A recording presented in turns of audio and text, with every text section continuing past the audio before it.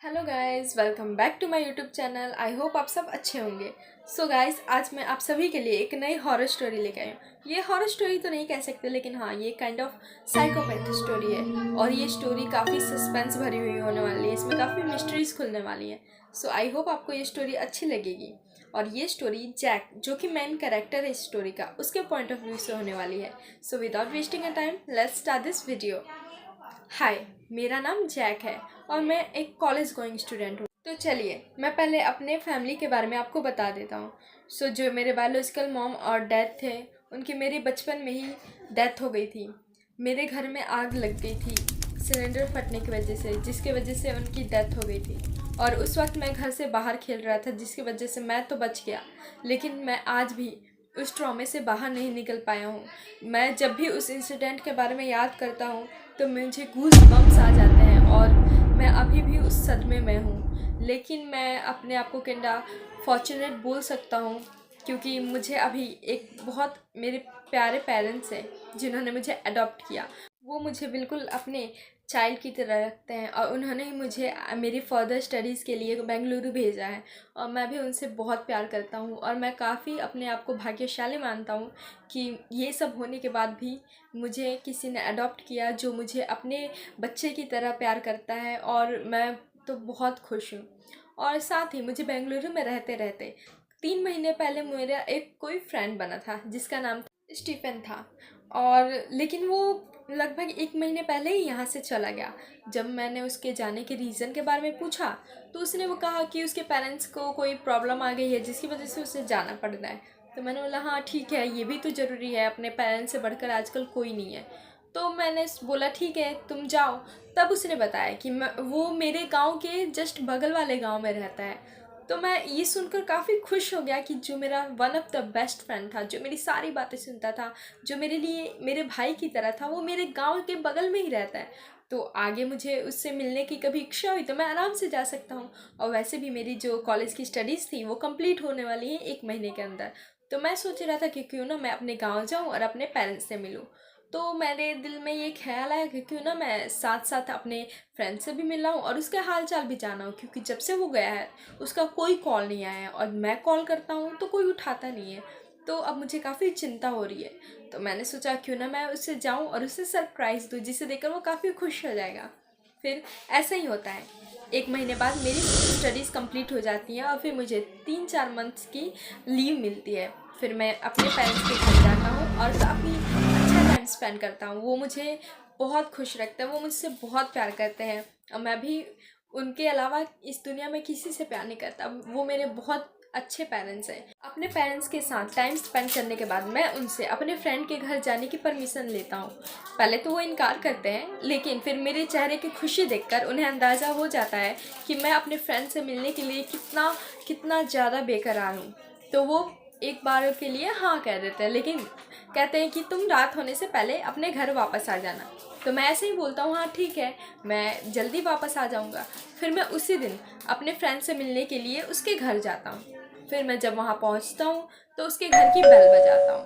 पहले तो कोई दरवाज़ा नहीं खोलता, लेकिन थोड़ी देर बाद डोर ओपन होने की आवाज़ आती है, जिसे सुनकर मैं बहुत ही एक्साइटेड था कि फाइनली अब मैं अपने फ्रेंड से मिलने वाला हूँ और मैं उसको सरप्राइज़ देने वाला हूँ, जिसके लिए मैं बहुत ही एक्साइटेड था।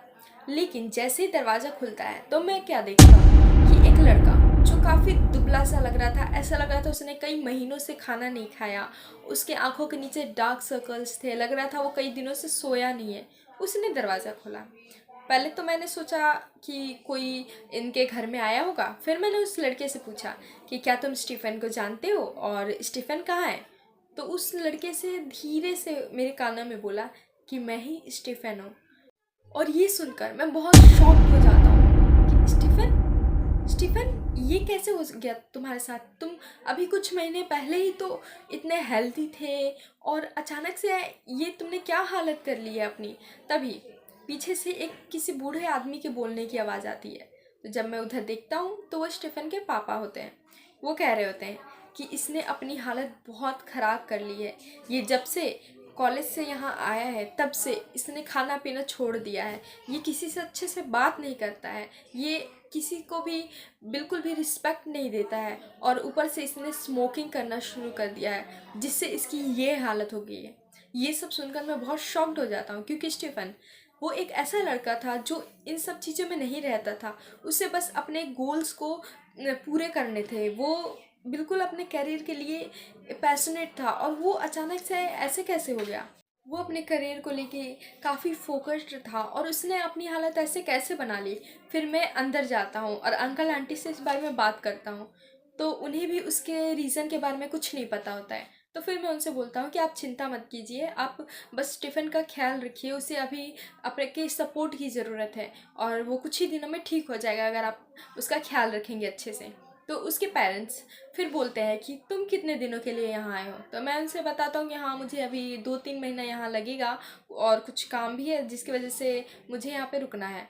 तो वो बोलते हैं कि तुम मेरे घर पे ही क्यों नहीं रुक जाते, और स्टीफन को तो तुम्हारी सबसे ज़्यादा ज़रूरत है, तुम उसे इतने अच्छे से जानते हो, और उसने जैसे तुम्हें देखा उसके चेहरे पे हल्की सी स्माइल आई जो कि महीनों से नहीं थी।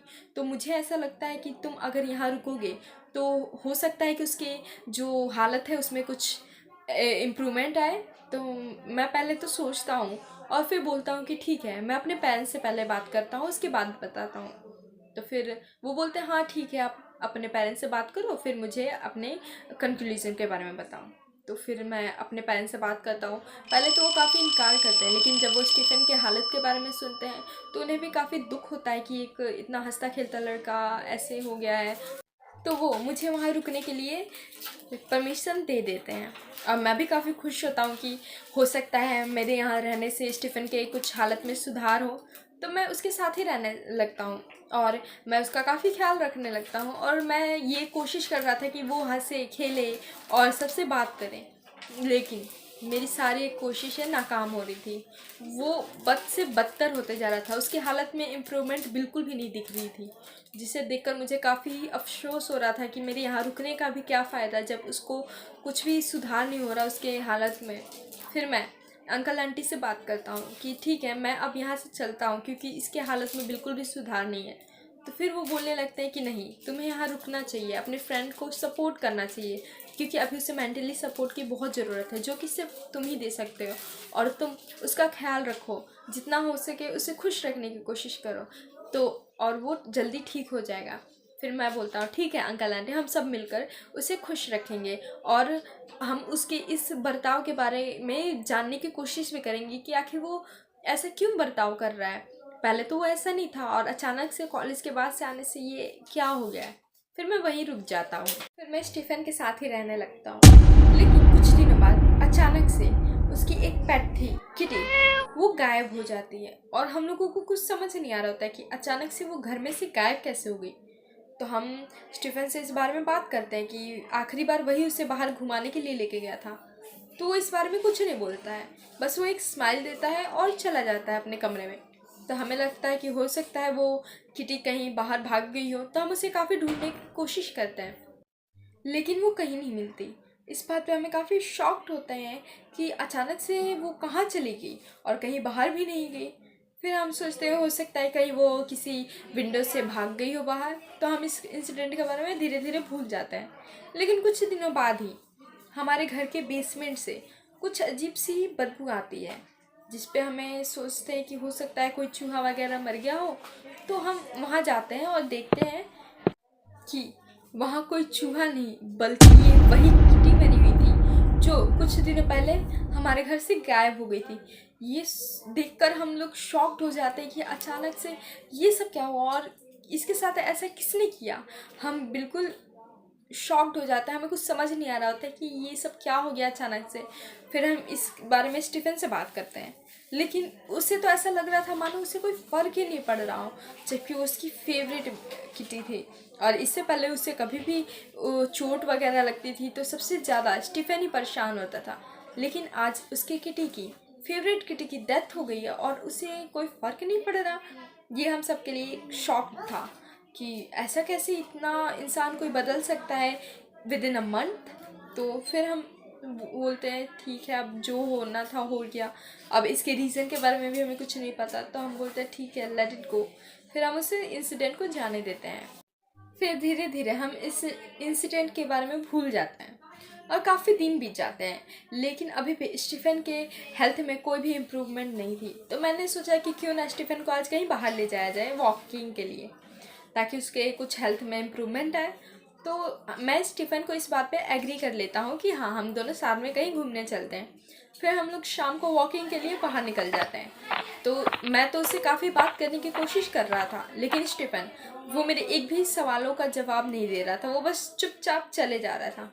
तभी उसकी एक अचानक से किसी एक ओल्ड मैन से टक्कर हो जाती है।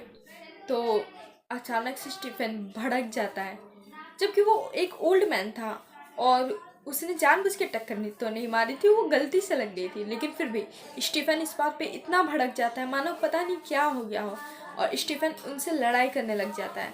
फिर मैं इस मामले को कैसे भी संभाल लेता हूँ और उन अंकल से सॉरी बोलता हूँ और हम दोनों घर चले जाते हैं। फिर अगले दिन जब मैं सुबह उठता हूँ तो उसके मम्मी पापा मेरे पास भागते हुए आए और उन्होंने कहा कि कल कुछ हुआ था क्या। तो मैंने बोला क्या हुआ था। तो बोलते हैं कल जब स्टीफन और तुम बाहर गए थे तो किसी से तुम्हारी लड़ाई हुई थी। तो मैंने बोला हाँ हुई तो थी, स्टीफन की एक ओल्ड मैन से हुई थी, वो गलती से टक्कर हो गई थी उन दोनों के बीच, तो स्टीफन ने ओवर रिएक्ट कर दिया था। तो वो बोलते हैं बाहर पुलिस आई हुई है। तो मैं बोलता हूँ पुलिस, इस बात के लिए पुलिस आई है। मैंने सोचा कहीं उस ओल्ड मैन ने कंप्लेन तो नहीं कर दी। तो फिर मैं नीचे दौड़ता हुआ भागते हुए जाता हूँ और देखता हूँ कि सच में पुलिस आई हुई होती है। तो मैं उनसे पूछता हूँ कि क्या हुआ आप यहाँ सुबह सुबह। तो वो बोलते हैं कल तुम लोगों की जिस ओल्ड मैन से लड़ाई हुई उनकी आज डेथ हो गई है। ये सुनकर मैं शॉक्ड हो जाता हूँ कि कल लड़ाई हुई और आज डेथ। फिर मैं उनसे बोलता हूँ कि हो सकता है उनकी किसी हार्ट अटैक से डेथ हुई हो या कुछ और रीज़न हो सकता है, नेचुरल डेथ हो। तो बोलते हैं नहीं, इनका मर्डर हुआ है, किसी ने इनका गला दबाकर इन्हें मार दिया है। मैं इस बात पे शॉक्ड हो जाता हूँ और उनसे पूछता हूँ हमने ऐसा कुछ नहीं किया और हम नहीं जानते, इनफैक्ट हम तो उनसे कभी पहले मिले भी नहीं। फिर वो पुलिसमैन बोलते हैं कि नहीं, उनकी कोई नेचुरल डेथ नहीं है बल्कि उनका मर्डर हुआ है। तो मैं शॉक्ड हो जाता हूँ। फिर मैं उनसे बोलता हूँ कि फिर आप जाकर उस क्रिमिनल को पकड़िए ना, जिसने उन्हें मारा है, आप यहाँ क्या करने आए हैं। तो वो बोलते हैं कि हमारे सस्पेक्ट स्टीफन है, क्योंकि उसे कल रात उस ओल्ड मैन के घर के आसपास देखा गया है और ये फुटेज सीसीटीवी में कैप्चर हुई है, तो हम उससे यहाँ बात करने आए हैं। तो मैं बोलता हूँ हाँ ठीक है, आप बात कर सकते हैं, लेकिन उसने ऐसा कुछ नहीं किया क्योंकि वो तो कल रात जल्दी घर आ गया था और वो सो गया था। तो पुलिस बोलते हैं कि नहीं, हमें उससे बात करनी ही होगी। तो मैं बोलता हूँ ठीक है, आप बात कर लीजिए। तो फिर मैं उन्हें अपने कमरे में लेके जाता हूँ जहाँ स्टीफन सो रहा होता है।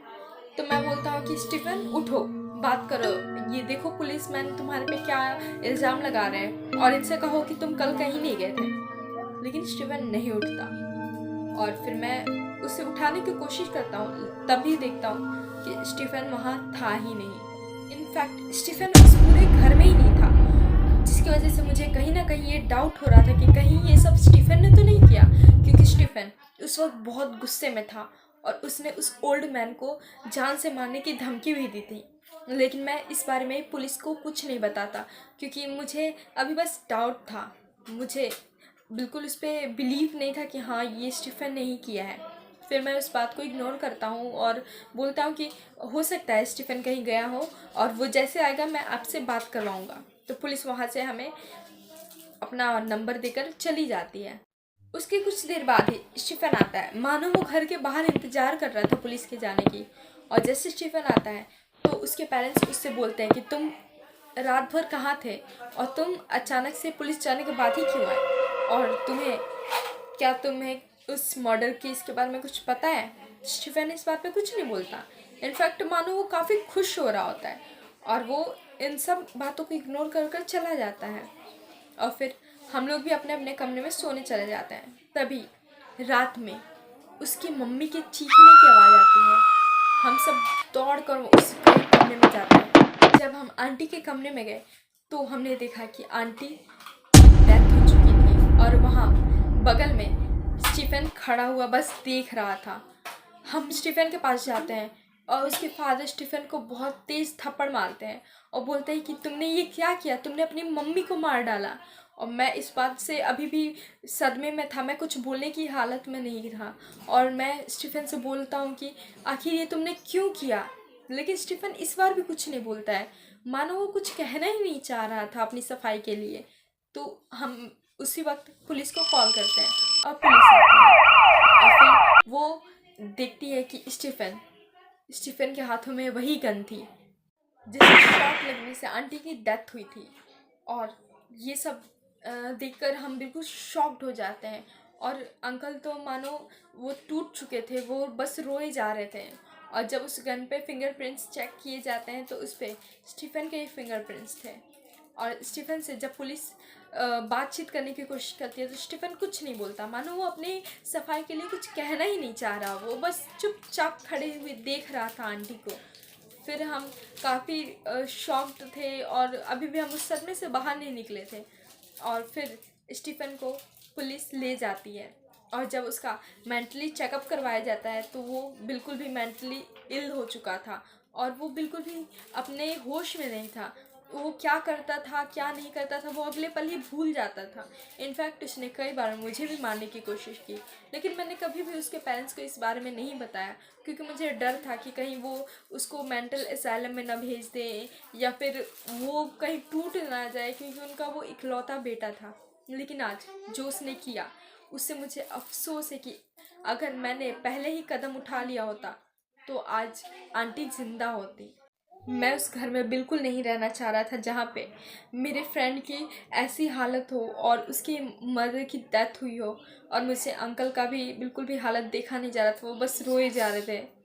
फिर वो वहाँ अपने घर को छोड़ देते हैं और वो अपने रिलेटिव्स के घर चले जाते हैं और मैं भी उसी वक्त अपने घर चला जाता हूँ क्योंकि मुझे मेरी मदर का कॉल आता है कि मेरे डैड की तबीयत बहुत ही ख़राब है, तो मुझे वहाँ जाना पड़ता है। और जब मैं वहाँ पहुँचता हूँ तो देखता हूँ कि मेरे फादर बिल्कुल ठीक लग रहे थे, इनफैक्ट वो काफ़ी खुश नज़र आ रहे थे।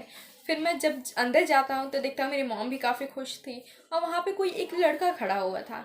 तो मैं जब अपने पेरेंट्स से इस बारे में पूछता हूँ कि आखिर ये है कौन, तो वो बताते हैं कि बचपन में उनका एक चाइल्ड था जो कि गुम हो गया था और उन्होंने काफ़ी ढूंढने की कोशिश की लेकिन वो कभी नहीं मिला।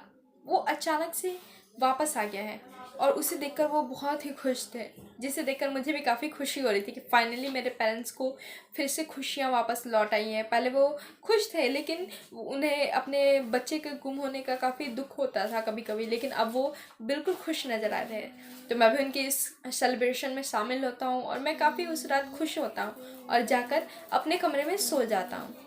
और फिर तभी उस रात मुझे मेरे एक फ्रेंड का कॉल आता है और वो कहता है कि उसका एक एक्सीडेंट हो गया है और उससे मेरी काफ़ी उस वक्त नीड थी।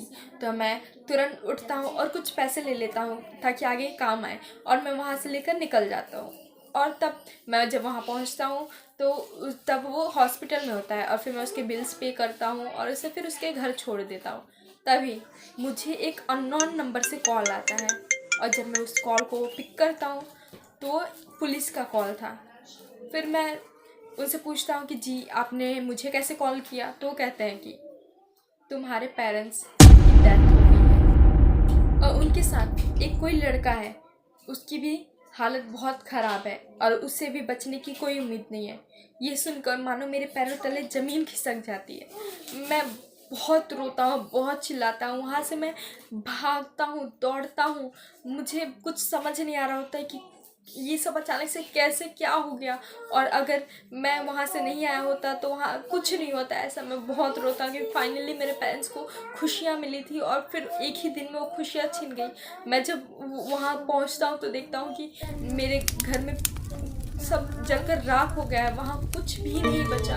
मेरे पेरेंट्स की मेरी बॉडी वहाँ पड़ी हुई थी, मुझसे बिल्कुल देखा नहीं जा रहा था और मैं रोते रोते वहाँ से भाग जाता हूँ क्योंकि मैं ये सब नहीं देख सकता था जो भी हो रहा था। और मैं भागते भागते एक पॉइंट पे पहुँचता हूँ जब मुझसे अब बिल्कुल नहीं भागा जा रहा था। मैं वहीं बैठ जाता हूँ और मैं अपने आप को कोसने लगता हूँ कि मेरे बायोलॉजिकल पेरेंट्स वो भी मारे गए और ये भी क्या मैं इतना अनफॉर्चुनेट हूँ कि मुझे एक पेरेंट्स के प्यार नहीं मिल सकता है, और तभी मैं रोते रोते कहता हूँ कि अब कौन होगा मेरा अगला शिकार, अब मुझे कौन अडॉप्ट करेगा, और अब मैं किसको मारूंगा। वैसे तो मैंने अपने सभी फैमिली मेम्बर्स को मार दिया, और उस बायोलॉजिकल पेरेंट्स को भी। हाँ, सही सुना आपने, मैंने ही अपने बायोलॉजिकल पेरेंट्स को मारा था, क्योंकि उन्होंने तो मेरी कभी कदर ही नहीं की थी। वो हमेशा मेरे छोटे भाई को हमेशा उसी से प्यार करते थे, और मुझे हमेशा डांटते रहते थे, हर चीज़ में कंपैरिजन करते थे, इसलिए मैंने उन्हें मार दिया। और उसके बाद से जो मुझे अडॉप्ट करता था मैं सबको मारता गया, और वो मेरे फ्रेंड, उसके मम्मी को भी मैंने मारा, क्योंकि उसे मेरा सच पता चल गया था। मैं स्टीफन को मारने वाला था, लेकिन उसकी मम्मी ने सब देख लिया और वो चिल्ला पड़ी, इसलिए मैंने उसे मार दिया। और वो स्टीफन, हाँ, उसे तो ड्रग्स की आदत लग गई थी, वो वैसे भी बोझ था, बोझ। और वो हमेशा मुझे नीचा दिखाता रहता था। वो पढ़ने में अच्छा है, उसके पास पेरेंट्स है, बायोलॉजिकल पेरेंट्स है, इसलिए मैंने उसको भी मार दिया। और उसकी माँ, वो तो बेचारी यूं ही मारी गई। अगर वो मेरे रास्ते में नहीं आती तो वो नहीं मरती। खैर छोड़ो, मुझे क्या, एक के साथ एक फ्री। और वो मेंटल असाइलम में गया। अब वो वहीं ये सोचता रहेगा कि आखिर ये सब क्या हो गया उसके साथ। हाँ, अब मैं उसका कोई फ्रेंड वगैरह नहीं, मैं तो उसे बस मारने के हिसाब से वहाँ गया था, और कुछ नहीं। और इसके बाद से जो भी मुझे अडॉप्ट करता रहेगा और मुझे जो नीचा दिखाएगा उसे मैं मारता रहूँगा। हाँ, सो गाइस, ये थी आज की स्टोरी। आई होप आपको ये स्टोरी अच्छी लगी हो, और अगर आपको ये स्टोरी अच्छी लगे तो हमारे चैनल को ज़रूर सब्सक्राइब करें, और कमेंट करें, शेयर करें। Thanks for watching guys.